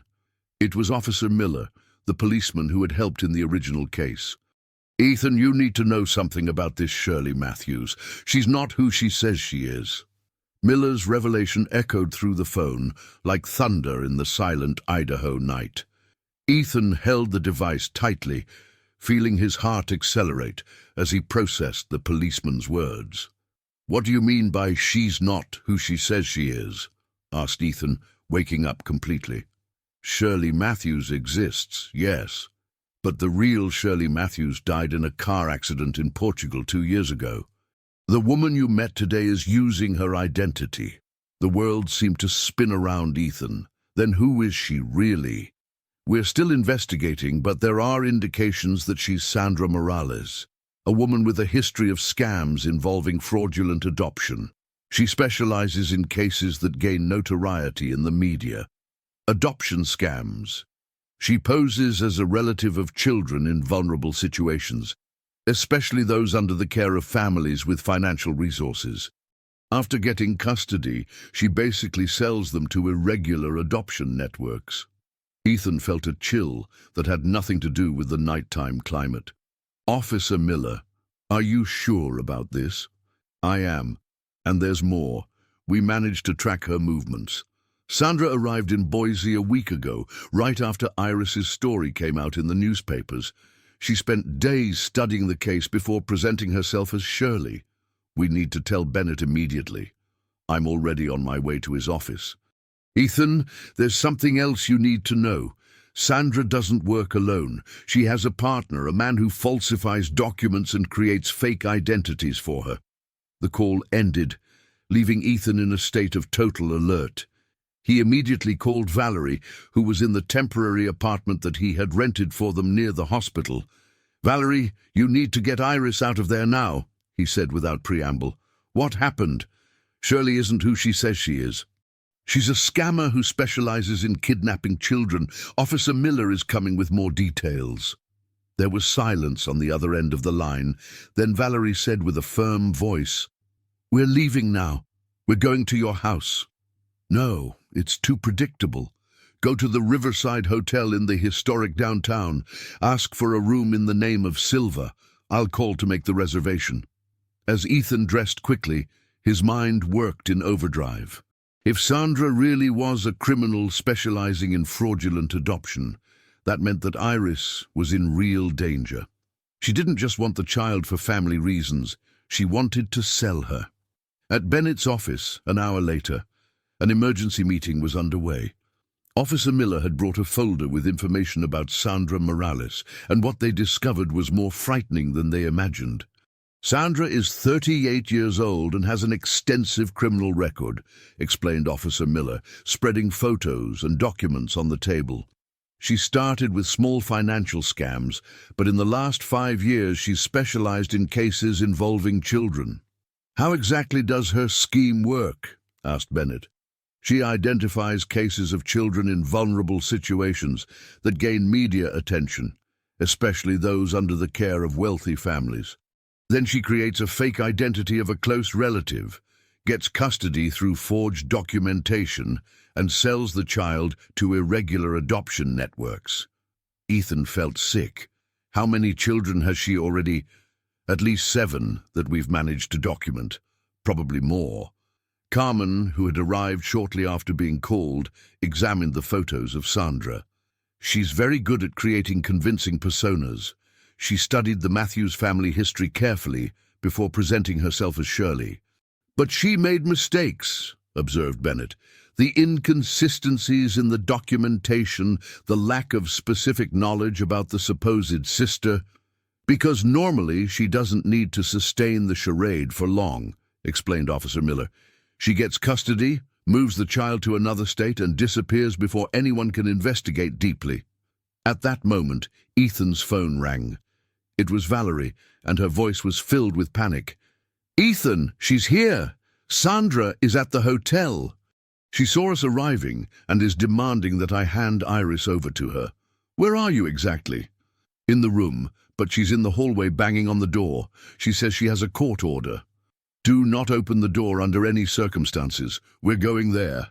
Ethan, Bennett, and Officer Miller raced to the Riverside Hotel, finding a tense scene on the 2nd floor. Sandra, still disguised as Shirley, was in the hallway arguing with the hotel manager, claiming that she had legal rights over the child who was in the room. "Ma'am, please, you need to calm down," said the manager, visibly uncomfortable. "I can't force the chickens, help in the garden, learn about your history. And then, can I come back to Mommy Valerie and Daddy Ethan?" "Of course you can, whenever you want." Ethan felt a profound emotion taking over him. "John Mary, are you sure about this? You have legal rights over Iris. You could demand full custody." "Legal rights don't mean anything if it's not what's best for the child," replied John wisely. "Iris has blossomed with you. She's healthy, happy, safe. Why would we destroy that out of selfishness?" Mary shook her head in agreement. "Besides, we're elderly. We don't have the energy to raise a 6-year-old child alone. But we can offer something you can't. Connection with her roots, family stories, traditions of the countryside." During lunch, prepared with fresh ingredients from the property, the conversation flowed naturally between the adults, while Iris explored the simple but cozy house. There were old photos on the walls, handmade wooden furniture, and an aroma of home cooking that brought back memories of simpler times. "Do you know anything about Iris's biological parents?" asked Valerie. "Raphael was our youngest son," said John, his voice laden with sadness. "A good boy who got involved with the wrong people. Iris's mother, Christine, was a sweet girl, but she also got lost in drugs." "Did they die in prison?" asked Ethan gently. "Raphael died, yes. Overdosed 2 years ago. Christine. She's alive, but interned in a rehab clinic. She's not in a condition to take care of anyone." The revelation brought another layer of complexity to the situation. Iris had a biological mother alive, but incapacitated. This explained why the documents about her origin were so confusing. "Does Iris know about this?" asked Valerie. "We think she should know when she's older and can understand," replied Mary. "For now, the important thing is that she feels loved and safe." That afternoon, while Iris helped Mary collect eggs in the chicken coop, Ethan and John walked around the property. The old farmer showed the garden, the small orchard, and the stream that cut through the land. "It's a beautiful place for a child to grow up," commented Ethan, observing the peace of the rural environment. "It is, but it doesn't offer the opportunities that you can give her in the city. Quality education, cultural exposure, chances to develop talents." John paused next to the stream. "Ethan, can I ask you a personal question?" "Sure." "Do you really love our granddaughter, or are you doing this out of guilt?" The direct question caught Ethan off guard, but he knew that it deserved an honest answer. "It started out of guilt, yes. Guilt for having fired Dolores, for not paying attention to the suffering that my decisions caused. But now—" He looked at the house where he could hear the laughter of Iris playing with Mary. "Now she's the daughter I never knew I wanted to have." "And Valerie?" Valerie is the woman who taught me that wealth without purpose is empty, that true love sometimes means sacrificing what we want for the good of those we love. John nodded approvingly. Good answers. Mary and I have decided that you are the right people to take care of Iris, but we want to be part of her life too. How would that work in practice? Iris could spend school vacations here, some weekends, maybe a month in the summer. Enough to maintain connection with her roots, but not so much that it interrupts her life in the city. When they returned to the house, they found Valerie and Mary talking animatedly in the kitchen while Iris drew at the table. The drawing showed the rural property with all of them together, an expanded family that included both the adoptive parents and the biological grandparents. "Mommy Valerie," said Iris, showing the drawing, "can I really have two houses? If that's what you want, sweetie, then yes." That night, the five of them had dinner together as a family. John told stories about Raphael when he was a child. Mary shared family recipes, and Iris asked questions about everything with the natural curiosity of children. "Grandpa John, did Daddy Raphael like to draw like me?" "He did. He drew birds just like you. He said that one day he was going to fly away from here and see the world." "And did he fly?" John and Mary exchanged a sad look. "He flew, sweetie. But sometimes when we fly too high, we forget how to come home." The metaphor touched Iris deeply, who nodded seriously. "That's why I like to draw birds that fly, but always know where home is." On Sunday, when it was time to return to Harmony Creek, the farewell was charged with emotion, but also with hope. It wasn't goodbye, but the beginning of a new family dynamic. "Iris will be back in July for summer vacation," promised Valerie, hugging Mary. "And you are always welcome to visit us in the city." "Grandma Mary, can you teach me to make bread when I come back?" asked Iris. "Of course, sweetie, and Grandpa John will teach you to fish in the stream." During the return trip, Iris was unusually quiet. Finally, she spoke. "Mummy Valerie, Daddy Ethan, do you think I'm a lucky girl?" "Why do you ask that?" inquired Ethan. "Because most children only have one family, and I have two families that love me." She paused thoughtfully. "And you saved the grandparents from sadness too." "How so?" asked Valerie. "They were very sad because they didn't know if I was okay. Now they know that I'm happy, so they can be happy too." Iris's perspective on the situation surprised the adults. She had understood intuitively that the solution benefited everyone involved. A week later, Bennett finalized the legal arrangements for the new family dynamic. "It's a legally complex situation, but we found a solution," he explained. "Valerie maintains primary custody and adoption rights of Iris. John and Mary are recognized as extended family with established visitation rights." "And what about Ethan?" asked Valerie. "Ethan can begin the joint adoption process as soon as you get married." "Since you've decided to do that, right?" Ethan and Valerie exchanged a look and smiled. Yes, they had decided to get married, not just because of Iris, but because they had discovered a true love through all the adversity they had faced together. "When will the wedding be?" asked Bennett. "Next month," replied Ethan. "A simple ceremony, but with all the people who have become important to us, including John and Mary, especially John and Mary. They'll be the official grandparents of the bride," said Valerie, laughing. That night, when Iris was sleeping, Ethan reflected on how his life had completely changed. 6 months ago, he was a lonely businessman, focused only on profits and professional growth. Now, he was about to marry the woman he loved and officially adopt a girl who had transformed his perspective on everything. "Do you regret anything?" asked Valerie, noticing his contemplation. "I regret having taken so long to understand what really matters in life," he replied, "but I don't regret anything that has happened since that day on the bridge. Not even all the pain, all the confusion, especially the pain and the confusion. That's what taught us to value what we have now." There was only one last surprise before they could finally live in peace as a family. The wedding of Ethan and Valerie was scheduled for a sunny May Saturday at the small colonial church in Harmony Creek. Iris had spent weeks planning every detail of her role as flower girl, choosing white rose petals and rehearsing the moment to walk down the aisle. On the morning of the ceremony, while Valerie was getting ready in the room, Ethan received an unexpected call. It was Officer Miller, the policeman who had helped since the beginning of the story. "Ethan, sorry to call today, but there's something urgent you need to know," said Officer Miller, his voice laden with tension. "What happened?" asked Ethan, immediately alert.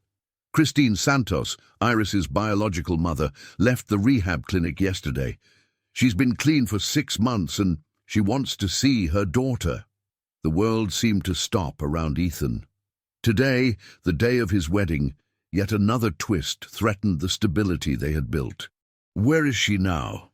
"On her way to Harmony Creek. Should arrive within an hour." Ethan closed his eyes, trying to process the information. "Officer Miller, does she have legal rights over Iris?" "Technically, yes. As the biological mother, if she manages to prove that she's rehabilitated and stable, she can contest the adoption. Today, on the day of my wedding, she doesn't know about the wedding. She only learned that Iris is here through John and Mary, who contacted the clinic to inform about the granddaughter's situation." Ethan took a deep breath. The grandparents had done this out of kindness, so that Christine would know that her daughter was okay. But the timing couldn't be worse. "Ethan, there's something else. Christine isn't coming alone." "What do you mean?" "She's accompanied by a lawyer. It seems she's prepared for a legal battle." When Ethan hung up the phone, he found Valerie at the door of the room, already dressed in her simple but elegant wedding dress. She had heard the conversation. "Iris's biological mother is coming," he said, not being a question. "She is. And she has a lawyer." Valerie sat on the bed, the weight of the situation visible on her shoulders. "After everything we've been through, after finally finding peace, Valerie, no matter what happens today, I love you. Iris loves you. That's something no one can take away from us. But they can take Iris from us." At that moment, Iris appeared at the door, dressed in her pink party dress, a small basket of petals in her hand. "Why are you sad?" she asked, immediately noticing the tension. "Today is a party day." Ethan and Valerie exchanged a look. How to explain to a 6-year-old child that her biological mother was arriving to potentially take her away? "Iris, you need to sit with us," said Valerie gently. "There's something important to talk about." "More important than the wedding?" "Maybe. Your biological mother, Christine, is coming to see you." Iris was quiet for a moment, processing the information. "The mommy who had me in her belly." "Yes." "Is she better now, without the bad medicine?" The question surprised the adults. Iris had kept clearer memories than they imagined. "It seems so," replied Ethan, "and she wants to take me away." "We don't know yet, but if she wants—" "Can I choose?" interrupted Iris, her voice firm despite her young age. "We don't know if it's going to be that simple," said Valerie honestly. Iris was thoughtful for a few minutes, then stood up, determined. "Then let's talk to her. But first, you're going to get married." "Iris, maybe it's better—" "No!" The girl stomped her foot. "You're going to get married first, and then we'll talk to Mommy Christine. She can wait. I waited a long time to have a family, and today is the day our family gets complete." Iris's determination touched Ethan and Valerie deeply. Even facing the possibility of being separated from them, she wanted them to be happy first. "Are you sure?" asked Valerie. "I'm sure. Besides," Iris smiled, "if Mommy Christine arrived today, maybe it's because she also wants to be part of our big family." An hour later, the small colonial church was filled with people who had become important in the lives of Ethan, Valerie, and Iris. John and Mary were in the front row, Bennett was the best man, Carmen was present as maid of honor, and even Officer Miller had been invited. As Iris walked down the aisle scattering rose petals, everyone smiled. She executed her role with perfection, stopping in front of the altar to watch her parents get married. The ceremony was simple but emotional.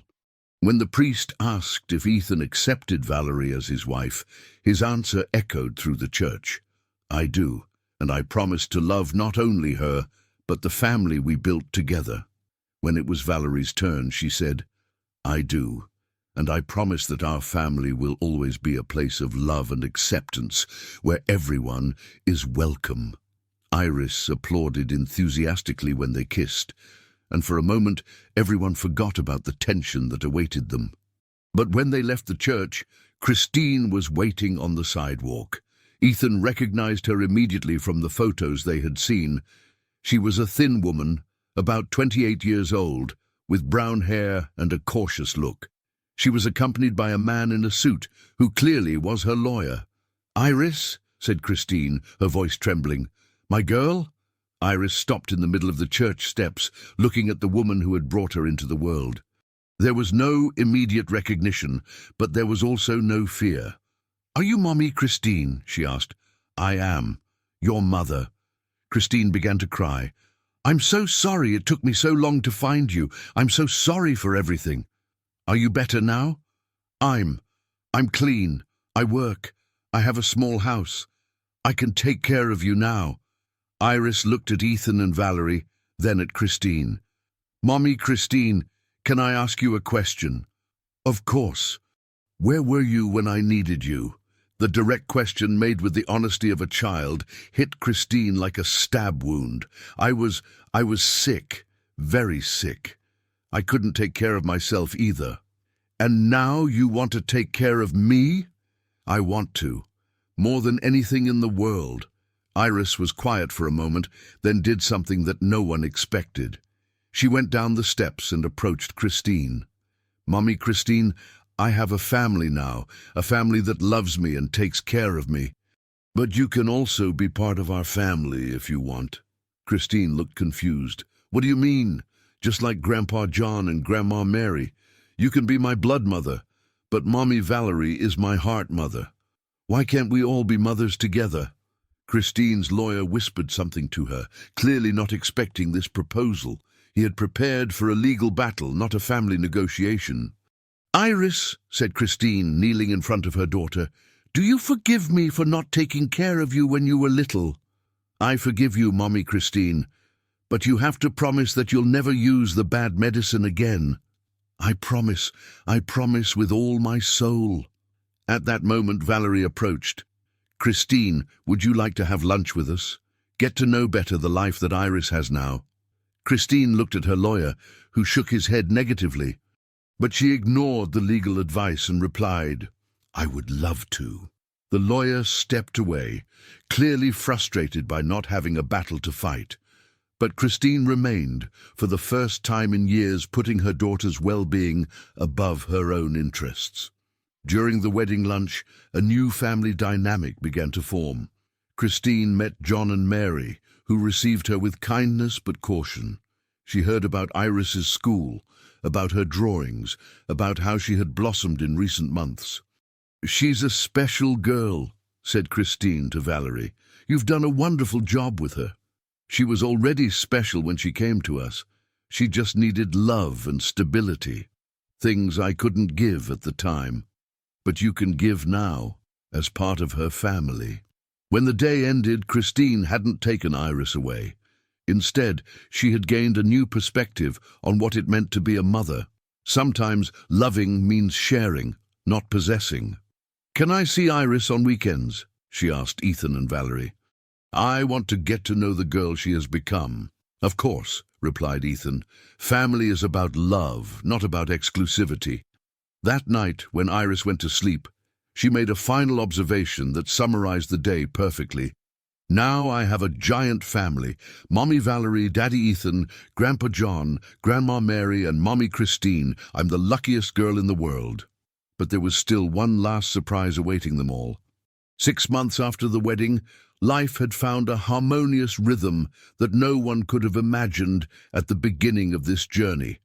Iris, now 7 years old, divided her time between Ethan and Valerie's house in Harmony Creek. The weekends with grandparents John and Mary on the farm, and Wednesday afternoons with Christine, who had moved to a small house a few miles from town. The girl blossomed with all this attention and love. Her drawings no longer showed trapped or frightened birds, but huge families of people holding hands, colourful houses, and flowering gardens. At school she was known as the girl who has the biggest family in the world, and spoke with pride about each of her fathers, mothers, and grandparents. On that November morning, Ethan was in his office reviewing the reports of the foundation he had created to help families victimized by fraudulent adoption schemes, when Bennett arrived with a mysterious expression on his face.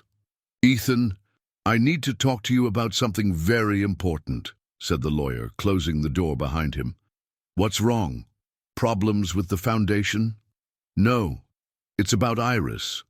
We discovered something about her origin that changes everything." Ethan felt his heart race. After all the months of stability, yet another revelation could shake their lives again. "What did you discover?" Bennett sat down heavily. "Remember that there was always something strange in Iris's original documentation, as if part of her story had been deliberately erased." "I remember. You said it was due to corruption in the system." "It was, but there's a specific reason for the corruption in her case." Bennett took a folder from his briefcase. "Ethan, Iris isn't just any child who was victimized by the system. She's the heir to a significant fortune." The world seemed to spin around Ethan. "What do you mean?" "Her maternal grandfather, Christine's father, was George Thompson, owner of one of the largest coffee plantations in Southern California. When he died 5 years ago, he left a will establishing that all his fortune would be destined for direct great-grandchildren. But Christine was addicted to drugs and was declared unable to inherit. But the will provided that if she had children, they would receive the inheritance upon turning 18. Bennett paused. "Ethan, Iris is the sole legitimate heir to a fortune evaluated at approximately $10 million. Ethan was silent for a long moment, processing the information. And someone knew about this? Knew. The estate executor, Dr. Alan Caldwell. Dr. Caldwell? The same one who manipulated Valerie and conspired with Dolores. He wasn't just a corrupt doctor, Ethan. He was the legal guardian of Iris's inheritance and had been diverting the resources for years. The revelation hit Ethan like a lightning bolt. So all that manipulation, all the schemes, were to keep Iris away from the inheritance? Exactly.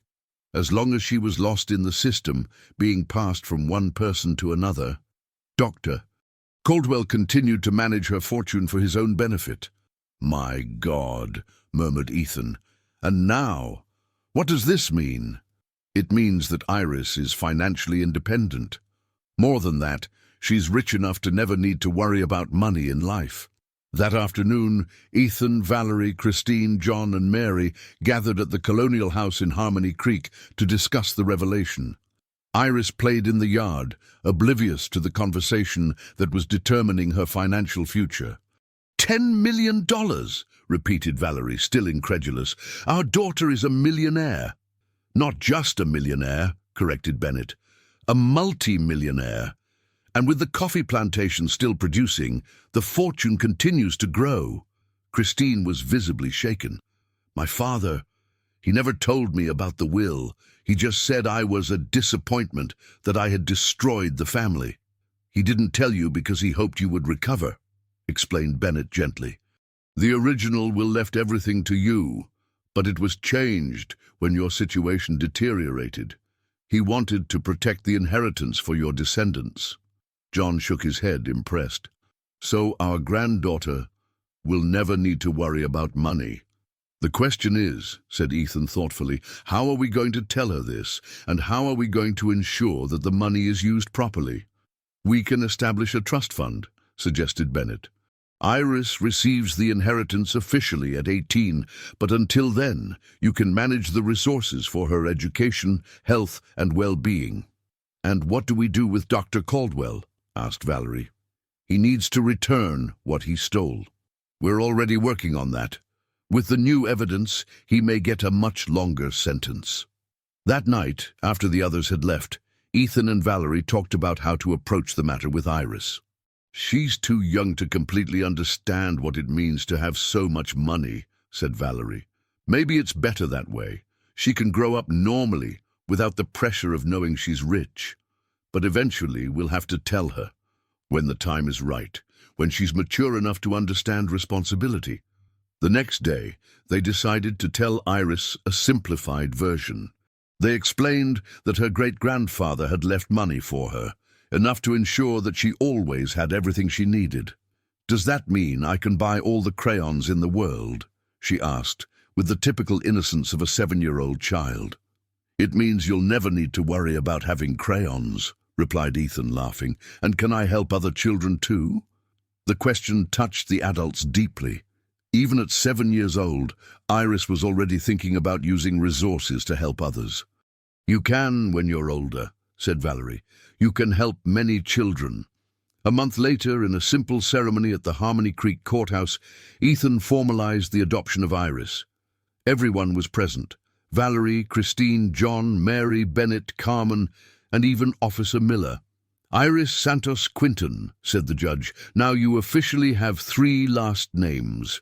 Thompson from your great-grandfather, Quinton from your adoptive father, and the love of a family that chose you." "Can I choose which one to use?" asked Iris. "You can use all of them, dear," replied the judge, smiling.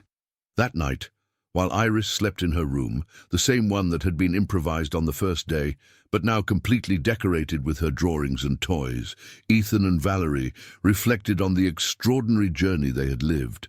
"Do you believe it started with you saving a girl from drowning in the river?" said Valerie. "And it ended with her saving all of us," replied Ethan. "Iris taught us that family isn't about blood or money. It's about choice, love, and commitment. And now she has everything: family, love, financial security. More importantly, she has roots. She knows where she came from, who her people are, what her story is." 6 months later, on a sunny spring morning, the whole family gathered for a special occasion. Iris had insisted on having a party to celebrate the anniversary of our big family. In the yard of the colonial house, a long table was set up with homemade food prepared by Mary, cakes made by Christine, and decorations organized by Valerie. John had brought fresh flowers from the farm, and Ethan had hired a photographer to record the moment. "Before we eat," said Iris, climbing onto a chair to be taller, "I want to thank everyone." "Thank us for what?"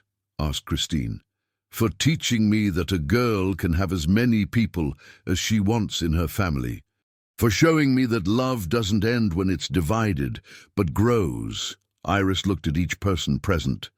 "You saved me, but I think I saved you too." "How so?" asked John. "Daddy Ethan was alone and sad. Now he smiles every day. Mommy Valerie didn't have children. Now she has me. Mommy Christine was lost. Now she knows where home is. The grandparents were missing me. Now they have a granddaughter to love." Iris's wisdom, at 8 years old, touched all those present deeply. She had understood that her story wasn't about being saved, but about saving others too. "And best of all," she continued, "is that our family can grow even more. There's always room for more love." As everyone laughed and hugged, Ethan looked around the table and realized that Iris was right. The girl he had pulled from the dark waters of the Snake River had not only found her own salvation, but had created a network of love and care that transformed the lives of everyone around her. The $10 million fortune was guarded in trust funds, growing quietly to ensure Iris's future. But the real wealth was already there, on the table, in the smiles, in the hugs, in the certainty that multiplied love never diminishes. And when the party ended and everyone prepared to return to their homes, Iris made one last drawing of the day. It was a large tree with many branches, and on each branch there was a different person, all connected by the strong trunk of love that had grown between them.